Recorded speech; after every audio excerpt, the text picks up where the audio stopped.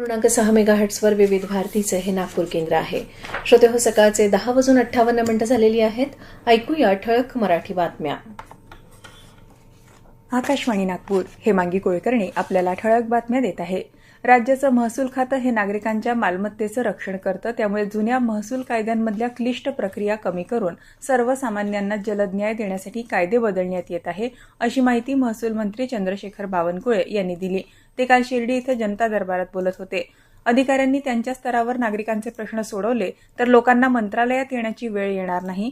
महसुली प्रकरणांच्या सुनावणीत तारखांवर तारखा न देता केवळ 2 तारखांमध्ये निर्णय घेण्याचे आदेश बावनकुळे यांनी दिले.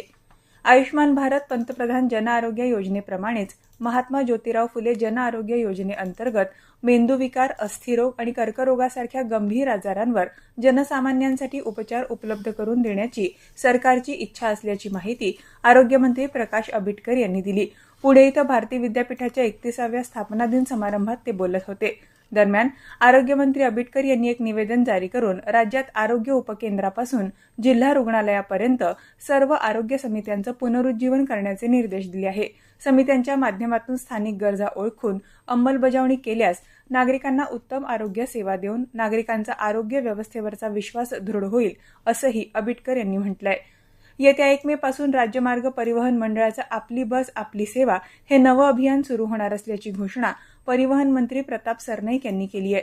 एसटी महामंडळानं जारी केलेल्या पत्रकात ही माहिती देण्यात आली.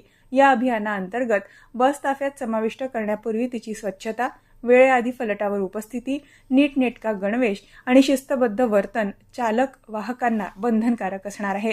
नागपूर इथं आज महात्मा बसवेश्वर समतेचा हुंकार या विषयावर व्याख्यानाचं आयोजन करण्यात आलंय. संध्याकाळी 5:30 वाजता सीताबर्डीतील मोर हिंदी भवन इथल्या अर्पण हॉलमध्ये हा कार्यक्रम होणार आहे.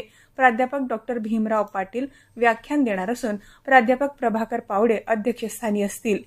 देशाच्या अनेक भागांमध्ये सध्या उष्णतेची तीव्र लाट असून जगात सर्वाधिक तापमानाची नोंद करणाऱ्या 100 शहरांमध्ये भारतातल्या 95 शहरांचा समावेश आहे.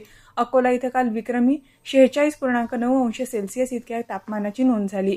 आज विदर्भात अकोला, अमरावती आणि वर्धा या जिल्ह्यांना उष्णतेचा ऑरेंज अलर्ट असून नागपूर, बुलढाणा आणि चंद्रपूर इथं येलो अलर्ट जारी करण्यात आलाय. याबरोबरच हे ठळक बातमीपत्र संपलं. यापुढील ठळक बातमीपत्र 11:57 ऐकता येईल. नमस्कार.